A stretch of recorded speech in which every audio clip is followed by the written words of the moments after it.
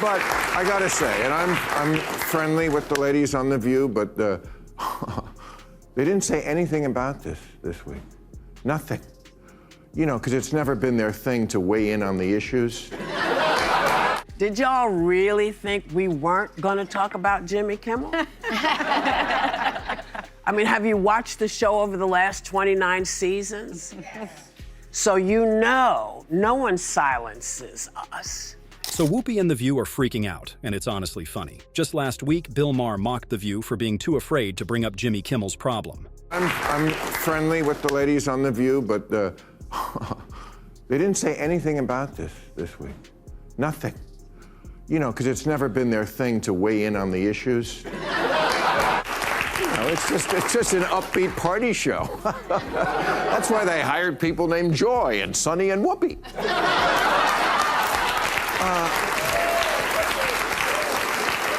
But you know, girls, let me go out strong, okay? It won't you. I promise. It's happened to me, and I may go out after this show. We don't know. We don't know. The View has always jumped on every headline since it began. Remember a few weeks back when I showed that clip of a former panelist admitting they often get just hours to prep before tackling big controversies? Exactly. That's why it stunned viewers when, right after Jimmy's suspension, The View went on air pretending they didn't know ABC had pulled Kimmel. Maher ripped into them for being too scared to jeopardize their comfortable spots by bringing him up. But here's the twist. The View finally spoke out, and what they said is unbelievable. Did y'all really think we weren't gonna talk about Jimmy Kimmel? I mean, have you watched the show over the last 29 seasons? So you know, no one silences us. And to all my friends in Italy who reached out, you have to know it's okay, we're still here, we're still broadcasting. And when the news broke last week about Jimmy Kimmel's suspension, we took a breath to see if Jimmy was going to say anything about it first. We did the same thing with Stephen Colbert. That's not true. In just a moment, I'll break down why they finally chose to comment on Jimmy Kimmel's situation. But the narrative that they paused to listen to Kimmel and allegedly acted the same way when Colbert's scandal broke is pure fabrication and spin. Let's rewind. Immediately after Colbert was fired, The View didn't wait around for an official statement. They jumped in right away with commentary, criticisms, and hot takes. Honestly, since when have Whoopi or her co-hosts ever kept their opinions to themselves to avoid controversy? The answer is never, so Whoopi's claim falls apart under scrutiny. No point in stalling. Roll the clip now and watch how it actually played out.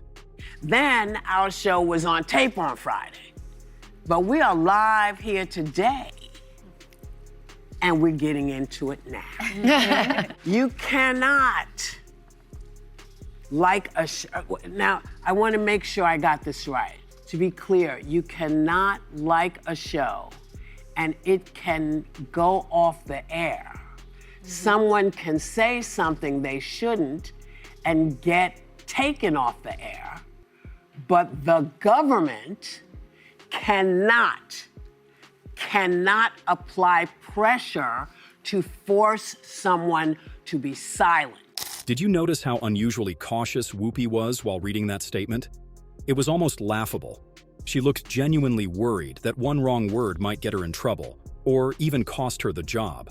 Since when has Whoopi Goldberg ever been precise about sticking to a teleprompter? Exactly, never. So let's drop the tough act, because that nervous delivery exposed everything. And here's the twist. Jimmy Kimmel is already back on ABC after what now appears to have been just a short suspension. The View always knew he was returning, which is exactly why they finally spoke up. Suddenly bold, but only once the coast was clear. Meanwhile, Maher kept piling on with his shots at The View. The FCC says they're going to go after maybe next The View. They got a new show lined up. It's going to be great. It's called Morning Wood with James Wood. Maher didn't hold back. He openly mocked The View, joking they could be next after Jimmy's suspension, swapped out for newer programming. And honestly, that thought crossed my mind too. Now to be clear, I'm not on the cancel The View train. Like them or not, they've cemented their place in daytime TV. But here's the issue. They constantly fire off takes without verifying anything. They'll bend a headline, blow up a scandal, and push it as solid fact before the story even settles. That's not fearless, it's careless.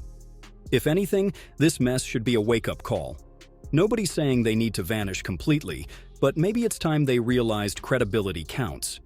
Because if they keep playing loose with the truth, Maher's jab might not stay a punchline, it could become a preview. And yes, Maher also lobbed a shot at Jimmy Kimmel.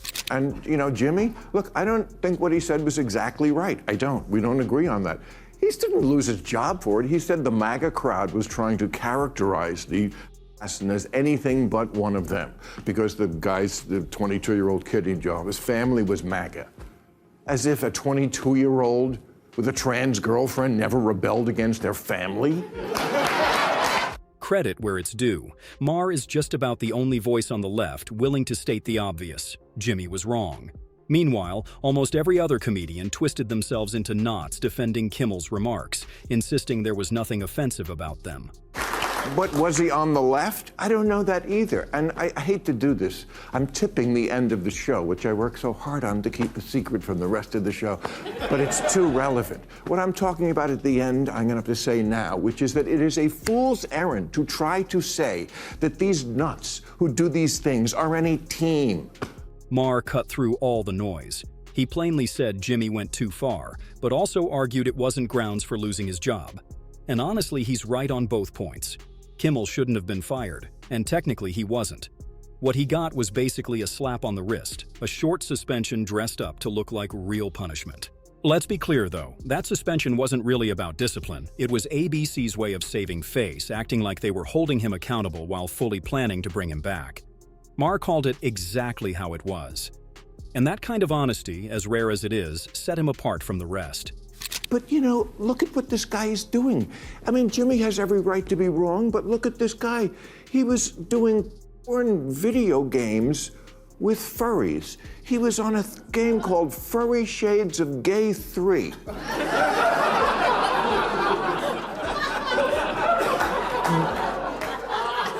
This kid is in his basement with VR goggles on, getting virtually by a cartoon wombat? And you're gonna put politics into this?